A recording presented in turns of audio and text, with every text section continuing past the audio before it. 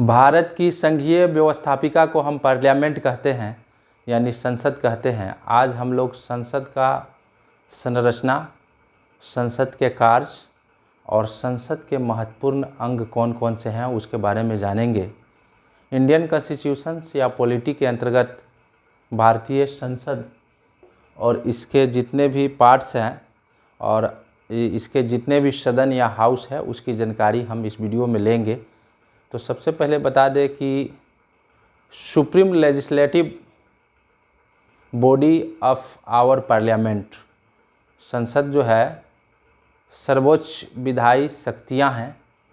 और भारत में सरकार के जो 3 अंग हैं, व्यवस्थापिका, कार्यपालिका और न्यायपालिका। तो पार्लियामेंट यानी संसद लोकसभा, राज्यसभा और राष्ट्रपति से मिलकर बना है। यह व्यवस्थापिका का भी अंग है। एक्चुअली कार्यपालिका का वास्तविक प्रधान तो प्रधानमंत्री होता है, लेकिन कार्यपालिका की जो व्यवस्था की गई है भारतीय संविधान में, उसका सर्वोच्च राष्ट्रपति होता है। यहाँ राष्ट्रपति कार्यपालिका के साथ साथ व्यवस्थापिका भी है। राष्ट्रपति, कार्यपालिका, व्यवस्थापिका और न्यायपालिका का सर्वोच्च माना जाता है। तो हम लोग सिर्फ व्यवस्थापिका यानी लेजिस्लेटर गवर्नमेंट के अंतर्गत जो पार्ट्स है, लोकसभा, राज्यसभा और राष्ट्रपति, उसके बारे में हम लोग जानकारी लेंगे। तो आइए जानते हैं। सबसे पहले जान लें कि ब्रिटेन, पूरे दुनिया में ब्रिटेन को पार्लियामेंट का जननी माना जाता है। और भारतीय संविधान की बहुत सारी जो व्यवस्थाएं, खासकर संसदीय प्रणाली, ब्रिटेन से ली गई है। यहाँ पार्लियामेंट शब्द फ्रेंच शब्द से लिया गया है। और हमारे देश में पार्लियामेंट के 3 अंग हैं, लोकसभा, राज्यसभा और राष्ट्रपति। तो आइए जानते हैं। सबसे पहले बता दें कि भारत के लिए एक पार्लियामेंट होगा जिसके 2 सदन होंगे, लोकसभा और राज्यसभा और राष्ट्रपति। इन तीनों से मिलकर बनेगा। इसकी व्याख्या भारतीय संविधान के अनुच्छेद 79 यानी 79 में की गई है। तो 79 यह बताता है कि भारत के लिए एक पार्लियामेंट होगा जिसके 3 अंग होंगे, लोकसभा, राज्यसभा और राष्ट्रपति। और सदन की बात करते हैं कि भारत में कितने सदन हैं, तो 2 सदन हैं, एक लोकसभा और एक राज्यसभा। लोकसभा को हम निम्न सदन, राज्यसभा को उच्च सदन कहते हैं। लोकसभा अस्थायी सदन है जबकि राज्यसभा अस्थायी सदन है, उसके बारे में हम जानेंगे। लोकसभा की संरचना संबंधी व्याख्या भारतीय संविधान के अनुच्छेद 81 में की गई है। भारतीय संविधान के अनुच्छेद 81 में लोकसभा के से संबंधित संरचनात्मक व्याख्या की गई है। लोकसभा को हाउस ऑफ द पीपुल कहते हैं। भारत में लोकसभा को हाउस ऑफ द पीपुल कहा जाता है, रिप्रेजेंटेटिव ऑफ द पीपुल। यह जनता की प्रतिनिधित्व करती है डायरेक्ट रूप से। यह जनता की प्रतिनिधित्व सभा भी है। लोअर हाउस यानी निचली सदन है, लेकिन इसे हम सबसे लोकप्रिय और प्रथम सदन माना जाता है। इसे हम house of the common, Britain के आधार पर अगर कहेंगे तो house of the common Lok Sabha को, हाउस ऑफ द लॉर्ड्स कहेंगे राज्यसभा को। तो लोकसभा में जो सीटें निर्धारित की गई है वह सीटें इस प्रकार है। आगामी 2026 तक परिसीमन आयोग के आधार पर मैक्सिमम 552 सीटें निर्धारित की गई है, जिसमें 550 सीटें जो हैं इलेक्टेड होंगे, यानी लोकसभा के 550 मेंबर जनता के द्वारा प्रत्यक्ष रूप से चुन कर जाएंगे और 2 नॉमिनेट होंगे। लेकिन एक बात याद रखिएगा, भारतीय संविधान की जो अधिनियम अभी हाल ही में कॉन्स्टिट्यूशनल अमेंडमेंट एक्ट जो पारित हुआ है 2019 में, अब प्रभावी हो गया 2020 से, 104वां संविधान संशोधन अधिनियम के अंतर्गत जो 2 एंग्लो इंडियन पार्लियामेंट में चुन कर आते थे, उस व्यवस्था को समाप्त कर दिया गया है। तो अब जो है मैक्सिमम सीटों की संख्या 550 रहेगी, जिसमें 530 सीटें स्टेट से चुन के आएंगे और 20 सीटें यूटीआई यानी यूनियन टेरिटरी ऑफ इंडिया यानी केंद्र शासित प्रदेश से 20 सीटें आएंगे। और 530 सीटों का जो सिलेक्शन होगा वह होगा स्टेट के आधार पर, नहीं मैक्सिमम जनसंख्या के आधार पर प्रत्येक स्टेट वाइज सीटों का आवंटन किया गया है अब जो 20 सीटें हैं लोकसभा का, वह आपको केंद्र शासित प्रदेश से मैक्सिमम हो सकते हैं।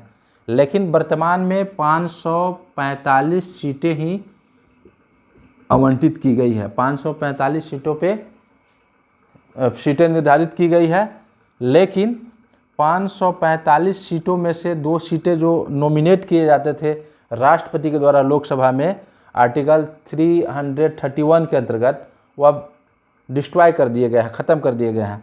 अब 543 सीटों का बंटवारा इस प्रकार किया जाएगा।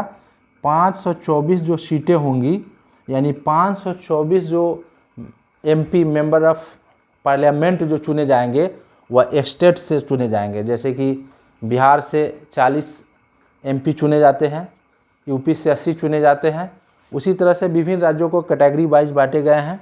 तो 524 सदस्य जो हैं वो चुने जाएंगे आपको स्टेट से, और केंद्र शासित प्रदेश से 19 सदस्य चुने जाएंगे। केंद्र शासित प्रदेश से कितने सदस्य चुने जाएंगे? 19 सदस्य चुने जाएंगे। 524 और 19 मिलाकर टोटल कितना हुआ? 543। चूँकि 545 सीटों पे ही लोकसभा मतलब की रचना होती थी, मैक्सिमम 552 हो सकते थे, जिसमें 2 सीटें एंग्लो इंडियन को ख़त्म कर दिया गया, यानी अब 550 मैक्सिमम हो सकते हैं। लेकिन भारत में 545 सीटों पे ही चुनाव होती है। तो 545 सीटों में से 2 सीटें एंग्लो इंडियन का था, वो ख़त्म हो गया। अब 543 एमपी ही लोकसभा से बन पाएंगे, और 543 में से 19 जो होंगे एमपी वह विभिन्न केंद्र शासित प्रदेशों से होंगे। अब 524 जो होंगे वह कहाँ से होंगे? स्टेट वाइज होंगे। अब देखते हैं, जैसे कि केंद्र शासित प्रदेश से लोकसभा सदस्य भेजे जाते हैं सबसे ज़्यादा दिल्ली से। दिल्ली लोकसभा सीटों की संख्या 7 है। दिल्ली राजधानी क्षेत्र दिल्ली की बात कर रहे हैं, यह एक केंद्र शासित प्रदेश है, यूनियन टेरिटरी ऑफ इंडिया है। जम्मू कश्मीर से 5 और लद्दाख से 1, और दमन दीव और दादर नगर और हवेली दोनों अलग अलग केंद्र शासित प्रदेश से थे, अब दोनों एक हो गए हैं। इस आधार पर 26 जनवरी 2020 से दादर नगर हवेली और दमन दीव को एक साथ केंद्र शासित प्रदेश में विलय करके मान लिया गया है। तो वहाँ से 2 सीटें निर्धारित की गई है, लद्दाख से 1, चंडीगढ़ से 1, पुडुचेरी से 1, लक्षद्वीप से 1 और अंडमान निकोबार से 1। इस तरह से टोटल यानी दिल्ली से मैक्सिमम सीटें निर्धारित की गई है लोकसभा के लिए, दिल्ली केंद्र शासित प्रदेश से। और टोटल केंद्र शासित प्रदेश से जो सीटों की रचना की गई है लोकसभा के अंतर्गत वह 19 है। अब 524 सीटें प्रत्येक भारतीय स्टेट से चुन के जाएंगे, और लोकसभा के सदस्यों का जो चुनाव होता है, जिनकी उम्र 25 वर्ष या उससे अधिक हो, वह भारत का नागरिक हो, और वह पागल या दिवालिया घोषित ना हो, और साथ ही साथ उन्हें प्रत्यक्ष रूप से जनता के द्वारा इलेक्ट किए जाते हैं, जिनकी उम्र 18 वर्ष या उससे अधिक हो, यानी वयस्क मताधिकार के आधार पर उनका चुनाव होता है। इसीलिए इसे जनता के प्रतिनिधि सभा माना जाता है। तो ये लोकसभा की जो संरचना है लोअर हाउस के नाम से जाना जाता है, और हाउस ऑफ द पीपुल इसे कहते हैं, रिप्रेजेंटेटिव ऑफ द पीपुल के नाम से जाना जाता है।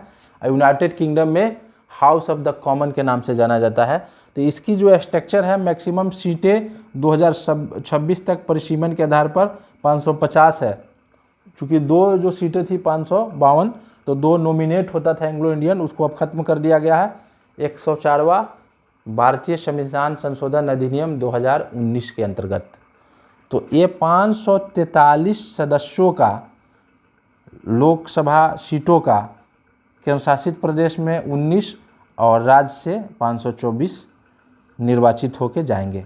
उसी प्रकार राज्यसभा की बात करते हैं। Rajya Sabha the council of states के नाम से जाना जाता है। द काउंसिल ऑफ स्टेट्स किसे कहते हैं? राज्यसभा को। यह अपर हाउस के नाम से जाना जाता है। एक चीज़ याद रखिएगा कि संसद भवन लुटियंस ने इसको डिज़ाइन किया गया था। लुटियंस के द्वारा इम्पेरियल लेजिस्लेटिव असेंबली के लिए इसका निर्माण 1927 में किया गया था, यानी गवर्नर जनरल सब परिषद द्वारा कानूनी संरचना के तौर पर इसका यूज होता था। बाद में इसे संविधान सभा अपने अंडर में ले लिया और उसी का एक स्टेप आगे जब भारतीय संसद जब संविधान बनी, संविधान लागू हुई, तब चुनाव हुआ, उसके बाद से इसे अडॉप्ट कर लिया गया पार्लियामेंट के तौर पर। तो इसमें मैक्सिमम जो कैपेसिटी है सीटों का 729 है। एक है लोकसभा और एक राज्यसभा, और यह एक संस्था है। और लोकसभा, राज्यसभा और राष्ट्रपति व्यक्ति के साथ साथ एक संस्था भी है। तीनों मिलकर के लोकसभा, राज्यसभा और राष्ट्रपति को सम्मिलित रूप से हम संसद कहते हैं। ये तीनों संसद के अंग हैं और इन्हीं के द्वारा हमारे देश में कानून बनाए जाते हैं। कानून का क्रियान्वयन या सफल संचालन के लिए एग्जीक्यूटिव गवर्नमेंट है। एग्जीक्यूटिव गवर्नमेंट यानी कार्यपालिका है, और कानून का प्रहरी, संविधान का संरक्षक और संविधान की व्याख्याता, मतलब लोगों के लिए न्यायिक समीक्षा करने वाला जो है उसे हम न्यायपालिका कहते हैं, जुडिशियरी गवर्नमेंट कहते हैं जो भारत में है। और कार्यपालिका का प्रमुख काम क्या है? व्यवस्थापिका यानी संसद द्वारा बनाए गए कानून का इम्प्लीमेंट करना। तो संसद के दो अंग जो हैं, दो सदन हैं। सदन माने हाउस, एक house of people, the council of states, और ये दोनों जो हैं हाउस हो गए। इसमें कैपेसिटी सीटों का था, जैसे अधिकतम 552 सीटें यहाँ निर्धारित की गई है बैठने के लिए, यानी इसमें 552 सदस्य चुन के जाने थे। और राज्यसभा के लिए जो सीटें निर्धारित की गई है वह 250 की गई है मैक्सिमम। तो 250 सीटें निर्धारित की गई है, लेकिन अभी जो राज्यसभा सीटों का जो आवंटन किया गया है और राज्यसभा सदस्य का जो चुनाव होता है वह 245 सीटों पे ही होता है। तो 245 सीटों को कैटेगरी वाइज बांट दिए हैं। 12 सीट नॉमिनेट होते हैं, यानी मनोनीत होते हैं राष्ट्रपति द्वारा। जो कला, साहित्य, विज्ञान इत्यादि क्षेत्र में बेहतर प्रदर्शन करने वाले व्यक्ति को राष्ट्रपति मनोनीत करता है, नॉमिनेट करता है, डायरेक्ट इलेक्ट करता है नहीं।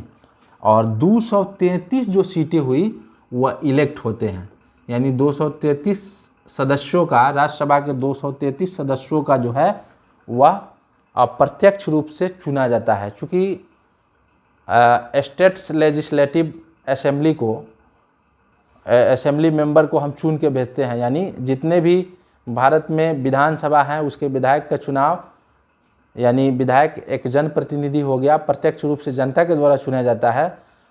उन्हीं सदस्यों के द्वारा, यानी विधानसभा के निर्वाचित सदस्यों के द्वारा राज्यसभा के सदस्यों का चुनाव होता है। हम प्रत्यक्ष रूप से डायरेक्ट हम भाग नहीं लेते हैं चुनाव में, राज्यसभा के सदस्यों का चुनाव में, चूँकि मेरे द्वारा चुने गए रिप्रेजेंटेटिव ही, डेलीगेट्स ही राज्यसभा के सदस्यों का चुनाव करते हैं। तो राज्यसभा के सदस्यों का डायरेक्टली अगर चुनाव मेरे द्वारा नहीं होता है, इलेक्टेड होते हैं 233। अब 22 सदस्य राष्ट्रपति द्वारा नॉमिनेट होते हैं, तो 12 प्लस 233 यानी 245 हो गए। लेकिन लोकसभा में नॉमिनेशन की व्यवस्था ख़त्म हो गई है। एंग्लो इंडियन यानी माता या पिता विदेशी हो, उनकी वैसे 2 मेंबर चुन के आते थे लोकसभा में, अब यह व्यवस्था ख़त्म हो गई है, लेकिन राज्यसभा में यह व्यवस्था है। तो 233 सीटों का इस प्रकार डिवाइड किया गया है कि 225 सीटें जो हैं स्टेट वाइज चुन के जाएंगे, और 8 जो सीटें हैं यूटीआई से, यूनियन टेरिटरी ऑफ इंडिया यानी केंद्र शासित प्रदेश से चुनकर जाएंगे। यानी हमारे कहने का मतलब हो गया कि अब राज्यसभा में जो प्रतिनिधित्व हो रहा है केंद्र शासित प्रदेशों का, किन किन केंद्र शासित प्रदेशों का, पहले से तो ऑलरेडी दिल्ली था ही, दिल्ली से 3 राज्यसभा की सीटें आवंटित की गई थी दिल्ली केंद्र शासित प्रदेश से, और एक पुडुचेरी से। टोटल 4 था, अब इसकी संख्या बढ़ करके 8 हो गई है। अब जम्मू कश्मीर से 4 राज्यसभा की सीटें निर्धारित की गई है, लद्दाख से अभी नहीं किया गया है। लद्दाख से सिर्फ लोकसभा सीटों का आवंटन किया गया है।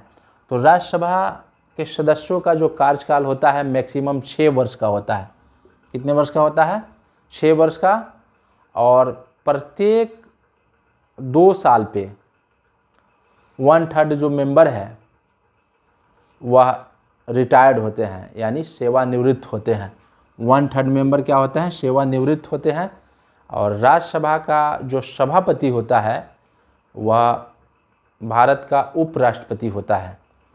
और राज्यसभा के सदस्यों का चुनाव हमारे द्वारा चुने गए विधानसभा के निर्वाचित सदस्यों द्वारा किया जाता है। चूँकि लोकसभा, राज्यसभा और राष्ट्रपति को कैटेगरी वाइज हम अलग अलग पढ़ेंगे, केवल हम इसमें स्ट्रक्चर को देखे हैं। चूँकि राष्ट्रपति तीनों सरकार के अंग का प्रमुख होता है, कार्यपालिका का भी प्रमुख है, व्यवस्थापिका का भी प्रमुख है और न्यायपालिका का भी प्रमुख है। लेकिन यहाँ अनुच्छेद 52 के अंतर्गत संवैधानिक प्रधान राष्ट्रपति को माना जाता है।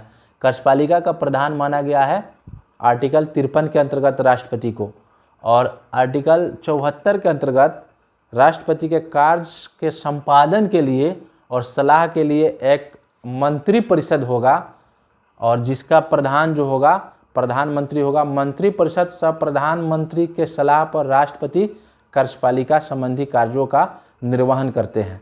लेकिन इसमें हम ये भी जानने का प्रयास करेंगे कि संसद की संप्रभुता शक्ति प्रतिबंधित है न्यायिक समीक्षा से। यानी कहने का मतलब कि कोई ज़रूरी नहीं कि भारत के लिए जो भी संसद कानून बनाएगा वह सर्वमान्य होगा, चूँकि जनता में ही संप्रभुता शक्ति निहित है। संवैधानिक दृष्टिकोण से संप्रभुता शक्ति किस में निहित है? यानी पार्लियामेंट में नहीं, बल्कि डायरेक्ट अगर होगा तो वह जनता में होगा। तो जनता का रिप्रेजेंटेटिव है पार्लियामेंट। तो अगर कोई कानून जो हमारे जो संविधान के अंतर्गत दिए गए मूल ढांचा है उसको नुकसान पहुंचाता है और वह कानून पारित हो जाता है, तो जुडिशियरी के अंतर्गत यानी न्यायिक समीक्षा होगी। उस कानून को रद्द करने का अधिकार न्यायालय को है। संसद द्वारा बनाए गए कानूनों को रद्द करने का अधिकार न्यायपालिका को दी गई है, और उस कानून में संशोधन करवाने का भी अधिकार न्यायपालिका को दी गई है। लेकिन भारत के लिए एक ऐसा संस्था जो कानून बनाती है उसे हम पार्लियामेंट कहते हैं। आगे इस वीडियो में और देख रहे हैं, राष्ट्रपति को कुछ विधायिका संबंधी अधिकार दिए गए हैं कार्यपालिका न्यायपालिका के अलावे, जैसे अध्यादेश जारी करने की शक्ति। इंडियन कॉन्स्टिट्यूशन के आर्टिकल 123 के अंतर्गत, यानी भारतीय संविधान के अनुच्छेद 123 के अंतर्गत राष्ट्रपति को अध्यादेश जारी करने का शक्ति प्रदान किया गया है, अगर केंद्र सरकार इसकी सिफारिश करे तब। अगर पार्लियामेंट का सत्र जो है यानी संसद का सत्र नहीं चल रहा हो, वैसी स्थिति में अगर केंद्र सरकार चाहती है किसी विशेष कानून को लागू करना, यानी वैसी कानून जिसकी अति आवश्यक है, उस स्थिति में राष्ट्रपति अध्यादेश जारी करके कानून को लागू कर सकता है। संसद का सत्र नहीं चलने पर अध्यादेश जारी करने की जो शक्ति है वह राष्ट्रपति में निहित है भारतीय संविधान के अनुच्छेद 123 के अंतर्गत। और यह जो अध्यादेश है पार्लियामेंट के दोनों सदनों में पारित होने के उपरांत जो भी कानून बनते हैं, विधेयक कानून बन जाते हैं, उसके समान है।